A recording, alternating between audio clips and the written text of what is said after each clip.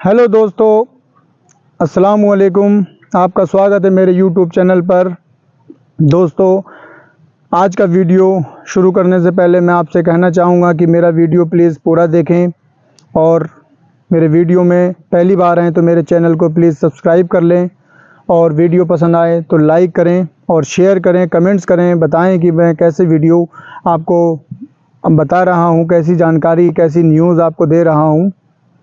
तो दोस्तों, आजकल मिडल ईस्ट में काफ़ी तनाव चल रहा है। जब से ईरान में इस्माइल हानिया की मौत हुई है, ईरान की तरफ से इज़राइल को काफ़ी सारी धमकियां दे दी गई हैं, लेकिन अभी तक किसी प्रकार का एक्शन लिया नहीं गया है। कहा यह जा रहा है कि ईरान अपना जो भी अटैक उसके ऊपर वार करेगा वो बहुत गुप्त रखा गया है और वो अचानक एक सटीक टाइम पे उनने बोला है कि मैं हमला इज़राइल पर करूंगा। उसने इस बात की, कहा जाता है कि कसम खाई है कि मैं इज़राइल पे इस बार हमला ज़रूर करूंगा और वो हमला इतना ख़तरनाक होगा कि इज़राइल को बहुत बड़ा इसका नुकसान उठाना पड़ेगा। तो इसी पे ही वीडियो में और भी कई सारी बातें सामने आ रही हैं। इज़राइल की तरफ से एक बयान ये जारी हुआ है कि अगर ईरान जब हमारे ऊपर हमला करने ही वाला होगा तब हम ईरान पर हमला शुरू कर देंगे, ताकि उसके जो हमला हमारे ऊपर करेगा, ताकि उसका हमला हमारे ऊपर जब हमला करेगा तब हम उसके हमले को थोड़ा कंट्रोल कर देंगे। और इज़राइल का कहना है कि वो पूरी तरीके से तैयार है।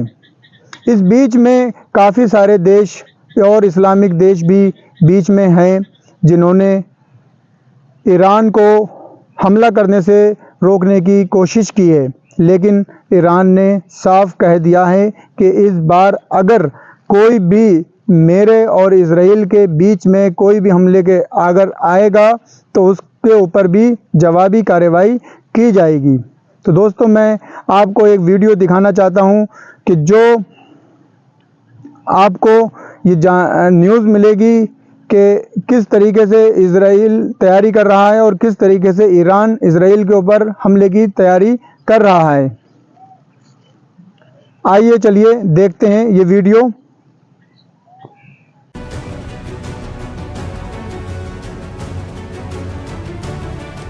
इस्लामिक रिपब्लिक ऑफ ईरान का इस्राइल पर जबरदस्त हमला होने जा रहा है। ईरान ने कसम खाई है इस बार किसी भी सूरत में इस्राइल को नहीं बख्शना है, या यूं कहें कि इस्राइल को घुटनों पर लाना है। लेकिन किसी बड़े हमले की सूरत में इस्राइल भी रिएक्ट करेगा, अमेरिका और ब्रिटेन भी। हो सकता है कुछ सुन्नी अरब ममालिक भी ईरान के खिलाफ हमले करें या इस्राइल पर ईरानी हमलों को रोकें। इन हालात से निपटने के लिए ईरान ने अपने सबसे करीबी दोस्त रूस को याद किया है और दोस्ती का फर्ज निभाने रूस भी आगे आएगा। जी हां, इस्राइल से सीधी जंग के मद्देनजर तेहरान ने मॉस्को से बेहद ताकतवर और कारगर एयर डिफेंस और रडार सिस्टम देने की गुजारिश की है। वो सिस्टम है S-400। S-400 को दुनिया का सबसे ताकतवर एयर डिफेंस सिस्टम माना जाता है। ईरानी मीडिया के मुताबिक रूसी डिफेंस सेक्रेटरी सरगेई शोइगु और ईरानी पासदारान इस्लाम के आला अधिकारियों के दरमियान बात हो चुकी है। रूस ने कहा है कि हम ईरान के साथ पूरा सहयोग, पूरा ताउन करने को तैयार हैं। हालांकि रूस खुद यूक्रेन जंग में फंसा हुआ है, बावजूद इसके वो ईरान की मदद को तैयार है। इसकी एक वजह है। डिफेंस एक्सपर्ट बताते हैं कि रूस के मुश्किल वक्त में ईरान ने अपने शहीद ड्रोन से उसकी मदद की है। आज हालात ये है कि यूक्रेन युद्ध में ईरान में बने शहीद ड्रोन रूस सबसे ज्यादा इस्तेमाल कर रहा है। ऐसे में S-400 सिस्टम की ईरानी मांग को रूस कभी नहीं नकार पाएगा। आपको बता दें कि ड्रोन टेक्नोलॉजी में ईरान ने काफी तरक्की कर ली है। हालात ये हैं कि कड़े प्रतिबंध के बावजूद कई देश ईरानी ड्रोन्स पर ही निर्भर हैं। रूस के इस्राइल से भी अच्छे ताल्लुकात हैं। बावजूद इसके वो ईरान का ही साथ देगा, क्योंकि आगे आने वाले दिनों में उसे भी मिडिल ईस्ट में अपनी मजबूत जगह बनानी है। ये तो तय है कि अगर S-400 सिस्टम ईरान के पास आ गया तो उसकी रक्षा प्रणाली काफी मजबूत हो जाएगी। जैसे इसराइल अपने आयरन डोम सिस्टम से लेबनान, यमन और गजा से दागी गई मिसाइलों को फेल कर देता है, ठीक उसी तरह ईरान भी इस्राएली मिसाइलों और रॉकेट को ढूंढकर हवा में मार सकेगा। मीडिया रिपोर्ट्स के मुताबिक एलिक्स एयरलाइंस का एक रूसी IN-76 कार्गो प्लेन 2 अगस्त को तेहरान हवाई अड्डे पर उतरा है। ये एयरलाइन हथियारों के ट्रांसपोर्ट के लिए जानी जाती है। ऐसे में रूस से ईरान में हथियार आने का दावा किया जा रहा है।